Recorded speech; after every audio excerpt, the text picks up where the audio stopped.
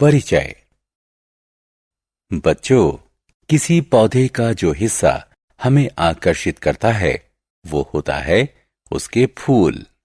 खिले हुए फूल हमें बेहद खुश कर देते हैं। ये हमारे जीवन को रंगों से भर देते हैं। जिस तरह फूलों के बहुत सारे प्रकार होते हैं, उसी तरह पत्तियां भी बहुत किस्म की होती हैं। अलग अलग रूपों और आकारों वाली पत्तियां और फूलों को देखकर बहुत अच्छा लगता है। इस पाठ में हम और ज्यादा विस्तार से पत्तियों और फूलों के बारे में जानेंगे।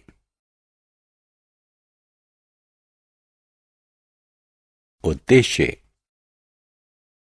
इस पाठ के अंत में आप निम्न करने में सक्षम हो जाएंगे। किसी पत्ती की संरचना को समझना, वाष्पोत्सर्जन की व्याख्या करना, प्रकाश संश्लेषण की व्याख्या करना, किसी फूल की संरचना को समझना। किसी पत्ती की संरचना। पत्ती एक समतल और हरी संरचना होती है जो तने से जुड़ी रहती है। जिस अंग के जरिए पत्ती तने से जुड़ी होती है उसे पैटियोले या वृंत कहते हैं। पत्ती के पतले, समतल और चौड़े हिस्से को लैमिना यानी पटल कहते हैं। पटल हरे रंग का होता है।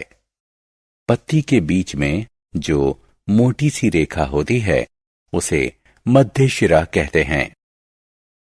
मध्य शिरा से जो पतली पतली रेखाएं बाहर की ओर जा रही होती हैं उन्हें शिराएं कहते हैं। किसी पत्ती पर शिराओं का जो क्रम होता है उसे शिरा विन्यास कहते हैं। जब ये शिराएं मध्य शिरा से बाहर की ओर निकल रही होती हैं तो इस शिरा विन्यास को जालिका रूपी शिरा विन्यास कहते हैं।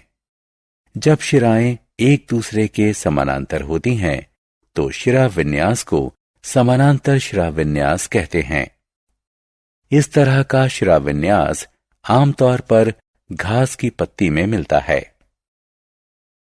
वाष्पोत्सर्जन। पत्ती का महत्वपूर्ण काम होता है गर्मियों में पौधे को ठंडा रखना। ये काम वाष्पोत्सर्जन के जरिए होता है। वाष्पोत्सर्जन वह प्रक्रिया है जिसके जरिए पानी के कण किसी पौधे की पत्तियों और तने से भाप के रूप में वायुमंडल में पहुंचते हैं। पत्तियों के निचले हिस्से में स्टोमेटा नामक छोटे छिद्र होते हैं जो वाष्पोत्सर्जन की प्रक्रिया को आसान बनाते हैं। प्रकाश संश्लेषण। जानवरों और इंसानों की तरह पौधों को भी जिंदा रहने के लिए आहार की जरूरत होती है, लेकिन जानवरों और इंसानों के विपरीत पौधे प्रकाश संश्लेषण के जरिए खुद अपना आहार बना सकते हैं। यह प्रक्रिया पौधे की पत्तियों में होती है। इस प्रक्रिया में किसी पौधे की पत्तियां धूप से ऊर्जा लेकर हवा में मौजूद कार्बन डाइऑक्साइड को और मिट्टी से लिए गए पानी को ग्लूकोज में बदलती हैं। पत्तियां इस तरह जो आहार बनाती हैं उसे फिर पौधे के अलग अलग हिस्सों में भेज दिया जाता है। क्लोरोप्लास्ट और क्लोरोफिल।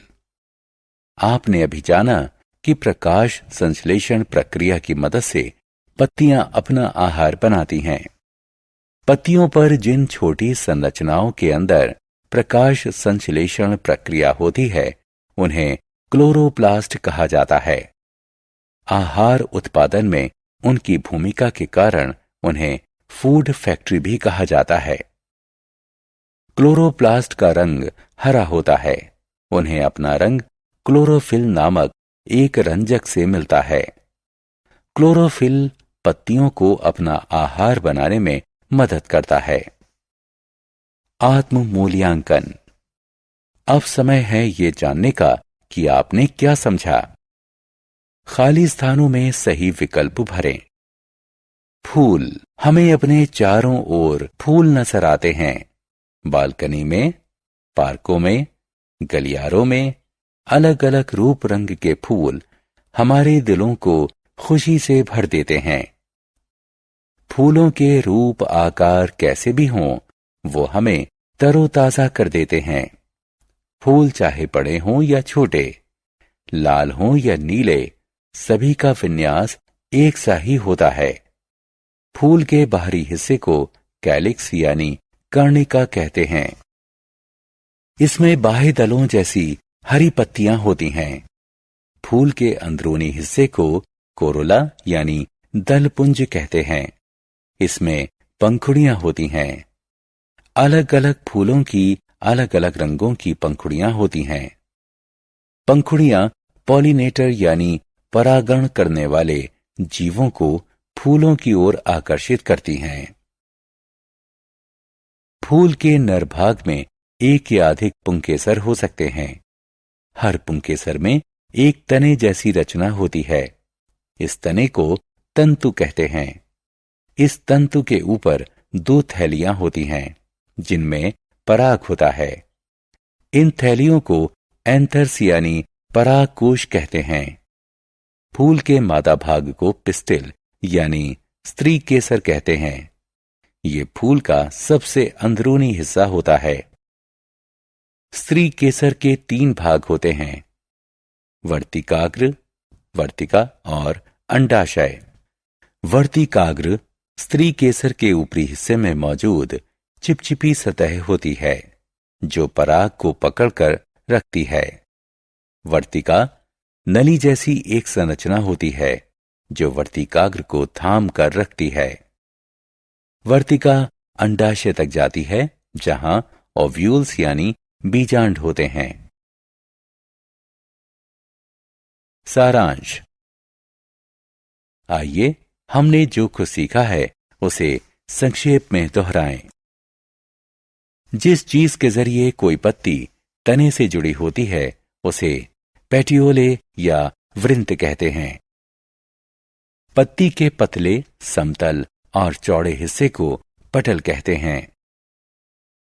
प्रकाश संश्लेषण वह प्रक्रिया है जिसके जरिए किसी पौधे की पत्तियां धूप से ऊर्जा लेकर हवा में मौजूद कार्बन डाइऑक्साइड को और मिट्टी से लिए गए पानी को ग्लूकोज में बदलती हैं। ट्रांसपायरेशन यानी वाष्पोत्सर्जन वह प्रक्रिया है जिसमें पानी के कण किसी पौधे की पत्तियों और तने से भाप बनकर उड़ते हैं और वायुमंडल में पहुंचते हैं। फूल के बाहरी हिस्से को कैलिक्स या कर्णिका कहते हैं। फूल के भीतरी हिस्से को कोरोला यानी दलपुंज कहते हैं।